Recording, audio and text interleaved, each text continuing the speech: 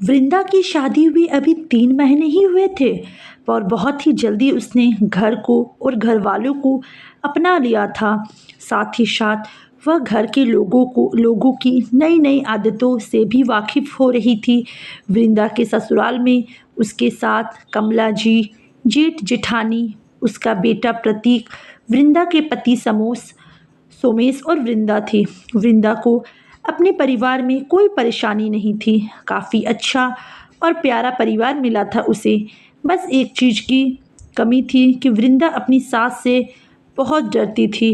कारण जेठानी जी का तकिया कलाम सासू माँ बुरा मान जाएगी, जिसे 3 महीने में इतनी बार सुन चुकी है कि उसे लगता था कि सासू माँ वाकई खड़ूस किस्म की है। इसलिए जेठानी जी इतना डरती है। आखिरकार उनके पास सासू माँ के पास रहने के 5 साल का एक्सपीरियंस है, पर इन 3 महीनों में उसने कभी भी अपनी सास को लड़ते झगड़ते नहीं देखा, ना ही कभी ऊंची आवाज़ में बात करते देखा। वृंदा हमेशा कंफ्यूज ही रहती। जब वृंदा शादी होकर आई थी तब भी जेठानी जी बस सासू माँ की बुराई ही करती रहती थी, जिससे वृंदा को भी लगने लगा था कि सासू माँ तेज़ तर्रार और गुस्से वाली है। कोई काम वृंदा से गलत हो जाता तो जेठानी जी सासू माँ की धमकी देती थी। उन्हें पता चल गया तो वह तुम्हें छोड़ेगी नहीं, और खुद की भलमनसाहत दिखाने के लिए कहती कि कोई बात नहीं, मैं कह दूंगी कि मुझसे गलती हुई है। अभी कल की ही बात है, दोनों देवरानी जेठानी बाजार शॉपिंग करने गई थी। जब घर लौट रही थी तो रास्ते में पड़ोसन मिल गई, जिससे बात करते करते ही काफ़ी टाइम निकल गया। जब दोनों चलने की को हुई तो जेठानी जी ने अपना तकिया कलाम छोड़ा। हाँ हाँ, अब ज़्यादा देर रुके तो हमें देर हो जाएगी, और फिर हम लेट पहुँचे तो सासू माँ बुरा मान जाएगी। हे भगवान, आज तो पक्का डांट पड़ेगी। शॉपिंग करके दोनों जब घर पहुंची तो देखा सासू माँ तो जेठानी जी के बेटे को उपमा खिला रही थी, जो शायद उन्होंने ही बनाया था। उन्हें देखते ही बोली, आ गई तुम दोनों, मैंने तुम दोनों के लिए भी उपमा तैयार करके रखा है, फटाफट हाथ मुंह धोकर पहले नाश्ता कर लो।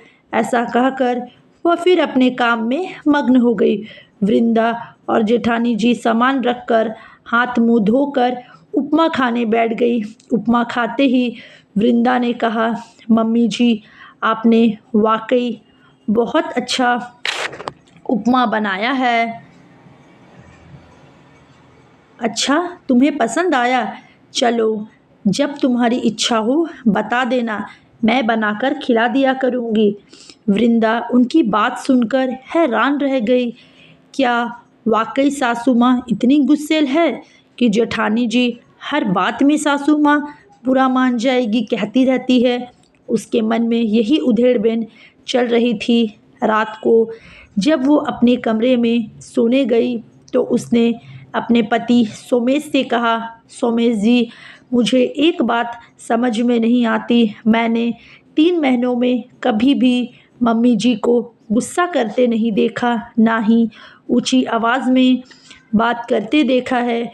फिर भाभी मम्मी जी से इतना ज़्यादा डरती क्यों हैं? तुम्हें तुम्हें किसने कहा कि भाभी मम्मी से डरती है? अच्छा, जब भी कोई गलती होती है तो वो मुझसे हमेशा कहती है कि सासू माँ बुरा मान जाएगी, लेकिन क्या तुमने मम्मी को गुस्सा होते देखा? नहीं, ये तो भाभी की आदत है।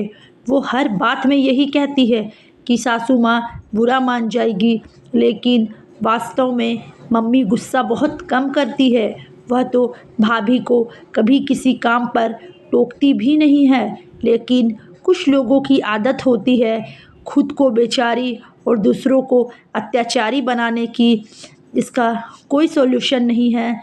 शुरू शुरू में हमने बहुत समझाया था, हर बात का बतंगड़ बन जाता था, लेकिन सब ने कहना ही छोड़ दिया। वैसे भी जो लोग खुद से नहीं समझते उन्हें समझा के कोई फ़ायदा नहीं। वैसे भी जो लोग हमें जानते हैं वो अच्छी तरह से जानते हैं कि कौन कैसा है। तुम भी दिल से बात को निकाल दो कि मम्मी हर बात में बुरा मानती है। तुम उन्हें बेहिचक अपने दिल की बात कह सकती हो। सोमेश के समझाने पर वृंदा को समझ में आया कि सासू माँ बुरी नहीं है, वह तो बस बहू के बोल वचन की मारी है। कुछ लोगों को जानबूझकर खुद को प्रताड़ित दिखाने में मज़ा आता है। शायद जेठानी जी भी उन्हीं में से है और ऐसे लोगों की आदत छुड़ाना ही मुश्किल ही नहीं, नामुमकिन भी है।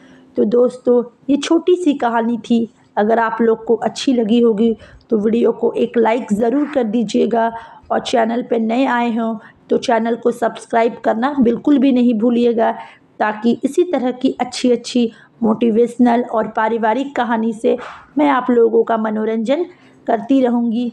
तो दोस्तों, मिलती हूँ एक अच्छी सी कहानी के साथ। तब तक के लिए अपना ख्याल रखिए। धन्यवाद। चलिए।